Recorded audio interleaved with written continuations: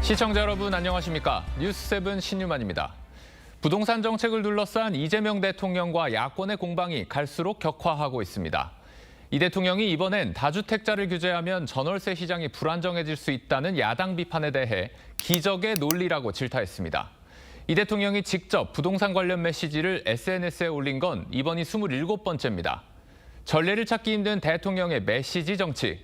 이 대통령 말처럼 투기 근절로 이어질지, 예상치 못한 주거 불안정이란 부작용으로 나타날지, 100일 앞으로 다가온 지방선거에도 상당한 영향을 줄 것으로 보입니다. 먼저 최민식 기자가 보도합니다. 이재명 대통령이 어젯밤 SNS에 올린 글입니다.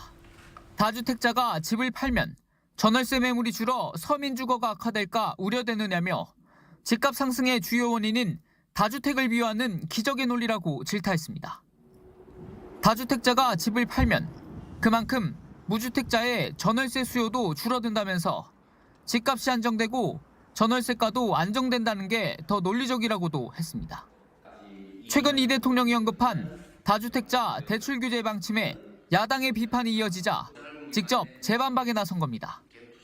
이 대통령이 SNS에 부동산 관련 글을 올리기 시작한 건 올해 신년 기자회견 직후부터인데 다주택자들을 향한 매물 압박이 보다 정교해지고 구체화되고 있다는 평가가 나옵니다. 주택을 많이 가지고 있는 사람들이 내놓게 하는 공급책도 있죠. 그런 방법도 저희가 찾고 있습니다. 김용범 청와대 정책실장도 SNS를 통해 다주택자들을 일으킨 대출 수익은 사적으로 귀속되지만 손실은 사회 전체로 전이된다면서 투자를 목적으로 한 부동산 담보대출은 줄여나가겠다는 뜻을 분명히 했습니다. 다만 김 실장은 중장기적 제도 보완이 뒷받침되지 않으면 또 다른 불안을 낳을 수 있다고 했습니다. 시장의 충격을 관리해야 하는 정책 사령탑의 고민이 반영된 걸로 해석됩니다. TV조선 최민식입니다. 국민의힘은 이 대통령의 기적의 논리 발언을 되받아 오히려 대통령 논리가 비현실적이라고 비판했습니다. 전문가들 사이에서도 근본적인 공급 확대 없이 다주택자 매물만으로 주택 시장이 안정되기는 역부족이라는 지적이 나옵니다. 이어서 윤우르 기자의 보도입니다.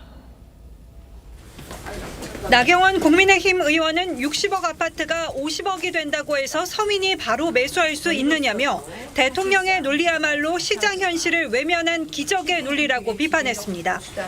장동혁 대표도 현 정부의 과도한 대출 규제를 지적하며 이 대통령의 주장은 기적의 억지에 불과하다고 했습니다. 자금 사정 때문에 매매 대신 전세나 월세를 택하는 현실을 간과했다는 지적으로 풀이됩니다.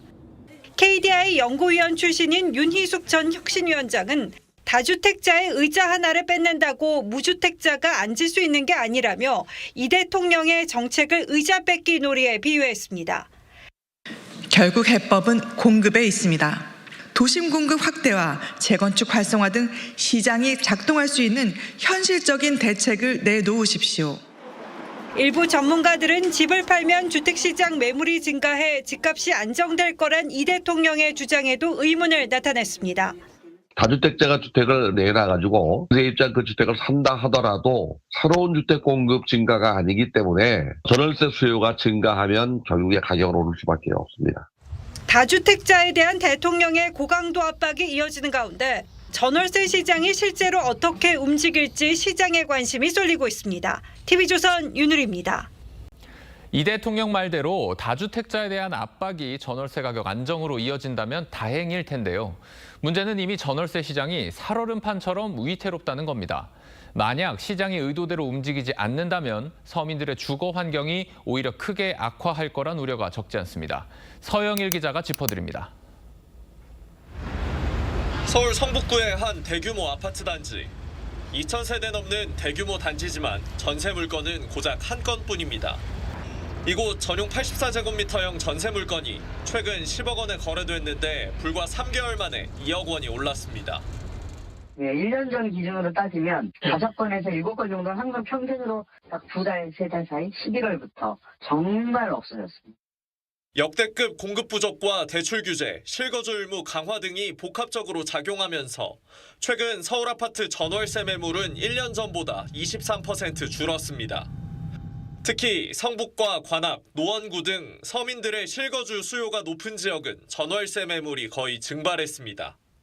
공급 부족은 결국 가격 상승으로 이어져 서울 전 지역의 전월세 가격이 일제히 상승세를 보이고 있습니다. 정부의 압박에 다주택자가 기존에 임대용으로 내놓던 물량까지 매매로 전환하면 전월세 가뭄과 가격 상승이 더 뚜렷해질 거란 전망이 많습니다. 전세 자금, 이사 시기 등등의 조건에 맞는 여러 가지 물건들 중에서 하나를 선택해야 되는데 선택할 수 있는 여지들이 많이 줄어들고 있다는 거죠. 본격적인 봄 이사철을 앞두고 전월세 수요가 늘어나는 시기여서 공급 부족과 맞물릴 경우 최악의 전월세 대란이 찾아올 수 있다는 우려가 나옵니다. TV조선 서영일입니다.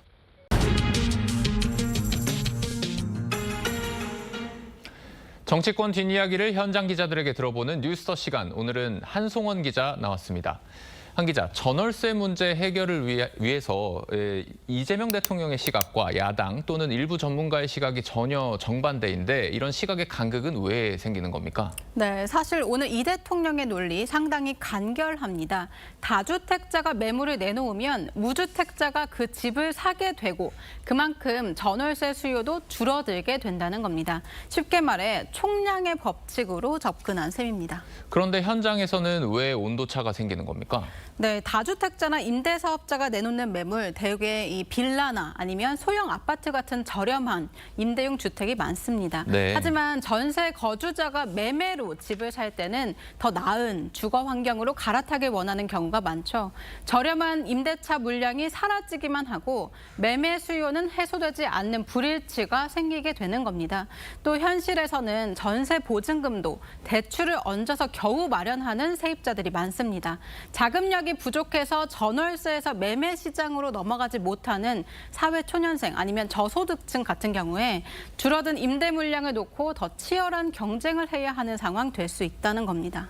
이 대통령의 부동산 관련 SNS가 벌써 27번째라고 하더라고요. 네. 이 대통령은 분명히 집 팔라고 강요 안 한다 이런 입장을 낸 적도 있지만 네. 결국 다주택자들한테 집을 내놓으라는 메시지를 지속적으로 지금 던지고 있는 걸로 보이거든요. 네, 맞습니다. 그리고 표현 수위도 처음에 비해서 점점 더 강경해지고 있습니다.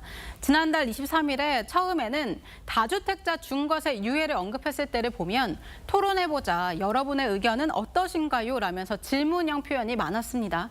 하지만 최근에는 무슨 수를 써서라도 집값을 잡겠다. 대출 규제 방안을 내각과 비서실에 지시했다. 이렇게 강경하고 직접적인 표현이 많아졌습니다. 또 비판 대상도 넓어졌는데요. 일부 언론 보도를 직접 거론하면서 엉터리 보도다, 허위 보도다 이렇게 말하거나 야당을 향해서는 망국적 투기를 옹호한다 이렇게 직격하기도 했습니다. 부동산 문제에 대해서 대통령이 이렇게 지속적으로 이렇게 메시지를 내는 것 자체가 전례를 찾아보기가 어려운데 네. 효과가 있을지가 중요할 것 같습니다. 네, 정부가 강경한 부동산 정책을 내놓을 거다 이렇게 심리적 압박을 주는 효과는 있을 듯합니다. 실제로 이번 주 서울 아파트값 상승률 보면요, 0.15%로 한 달 전에 절반 수준으로 둔화했고요. 강남 3구에도 가격이 떨어진 아파트 매물들 나오고 있습니다. 다만 앞서도 짚어드렸듯이 전월세 매물이 줄어드는 현실적 부작용이 나타날 수 있다는 점, 또 근본적으로 공급 문제가 해결되지 않을 경우에 집값 안정세가 단기 효과에 그칠 수 있다는 점 우려스러운 대목입니다. 여권 내에서는 부동산 문제 해결되지 못하면 직접 전선에 뛰어든 대통령에게 정책 실패 책임이 쏠릴 수 있다. 이런 우려도 나오고 있습니다. 부동산 시장이 워낙에 다층적인 곳이니까요. 말보다는 정교한 정책이 중요하겠다 이런 생각이 듭니다. 다음 얘기해보죠. 오늘 조국 대표가 의미심장한 글을 하나 올렸더라고요. 네, 유시민을 반명, 자신을 문어개인이라 비방한다면서 대통령 파는 자를 조심하라고 했습니다. 최근 민주당 지지층이 이른바 뉴 이재명, 일부 친노, 친문 지지층으로 나뉘고 있는 걸 작심 비판한 겁니다. 실제로 온라인 커뮤니티나 SNS 같은 곳들을 보면 여야가 아니라 여권 지지자 안에서 대립하고 있다 이런 인상도 좀 받을 수 있는 것 같습니다. 네, 맞습니다. 민주당과 조국혁신당과의 합당 갈등, 2차 특검 후보자 추천 과정에서 지지층 분화가 선명하게 드러났는데 특히 내일은 민주당 의원 3분의 2가 참여하는 이재명 대통령 공소취소 모임 출범식이 있습니다. 앞서 유시민 작가가 미친 짓이다 이렇게 말하면서 모임에서 나오라고 친문 친명계와의 갈등이 또다시 불거진 바 있습니다. 다만 해당 모임이 마치 친명계 인증 모임처럼 될 수 있다는 우려 여전한데요. 명실상부 친명계로 분류되는 한 민주당 의원, 저희 TV조선에 개파 모임으로 해석될까 봐 일부러 가입을 안 했다 이렇게 말하기도 했습니다. 그렇군요. 한송원 기자 잘 들었습니다.